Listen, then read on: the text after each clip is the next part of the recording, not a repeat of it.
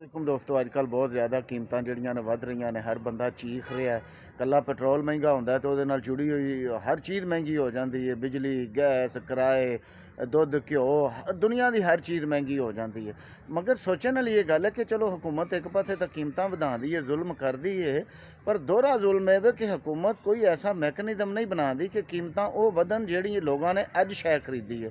ਮਗਰ ਇੱਥੇ ਹੁੰਦਾ ਕਿ ਜਿਹੜਾ ਪਹਿਲੇ ਦਾ ਸਟਾਕ ਪਿਆ, ਮਿਸਾਲ ਦੇ ਤੌਰ 'ਤੇ ਕਰੋੜਾਂ ਲੀਟਰ ਜਿਹੜਾ ਪੈਟਰੋਲ ਪਿਆ ਹੁੰਦਾ ਹੈ ਪੈਟਰੋਲ ਪੰਪਸ ਕੰਪਨੀਆਂ ਕੋਲ, ਜਾਂ ਪੈਟਰੋਲ ਪੰਪਾਂ ਵਾਲਿਆਂ ਕੋਲ, ਜਾਂ ਪੈਟਰੋਲ ਕੰਪਨੀਆਂ ਕੋਲ, ਪੈਟਰੋਲੀਅਮ ਕੰਪਨੀਆਂ ਕੋਲ, ਜਾਂ ਘੀ ਹੈ, ਆਟਾ ਹੈ, ਜੋ ਵੀ ਕੁਝ ਜਿਹੜਾ ਸਟਾਕ ਪਿਆ ਹੈ ਪਹਿਲੇ ਦਾ, ਉਹ ਤਾਂ ਕਮ ਅਜ਼ ਕਮ ਪਿਛਲੇ ਰੇਟ 'ਤੇ ਦਿੱਤਾ ਜਾਵੇ। ਮਗਰ ਗੌਰਮੈਂਟ ਐਸਾ ਕੋਈ ਮੈਕੈਨਿਜ਼ਮ ਬਣਾਏ ਬਗੈਰ ਸਿਰਫ ਆਰਡਰ ਕਰਦੀ ਹੈ ਕਿ ਜੀ ਇੰਨੀ ਚੀਜ਼ ਮਹਿੰਗੀ ਹੋ, ਪੈਟਰੋਲ ਇੰਨਾ ਮਹਿੰਗਾ ਹੋ ਗਿਆ। ਉਹ ਪਿਛਲਾ ਜਿਹੜਾ ਸਟਾਕ ਸੀ, ਜਿਹੜਾ ਉਹਨਾਂ ਨੇ ਘੱਟ ਕੀਮਤ 'ਤੇ ਖਰੀਦਿਆ, ਉਹ ਵੀ ਉਹ ਮਹਿੰਗੀ ਕੀਮਤ 'ਚ ਵੇਚਦੇ ਨੇ, ਜਿਹਦੇ ਨਾਲ ਆਵਾਮ ਦਾ ਦੋਹਰਾ ਤੇਰਾ ਇਸਤੇਸਾਲ ਹੁੰਦਾ ਹੈ, ਔਰ ਉਹ ਦੋਹਰਾ ਤੇਰਾ ਕਈ ਗੁਣਾ ਜ਼ਿਆਦਾ ਮੁਨਾਫਾ ਕਮਾਉਂਦੇ ਨੇ ਜ਼ਖੀਰਾ ਅੰਦੋਜ਼।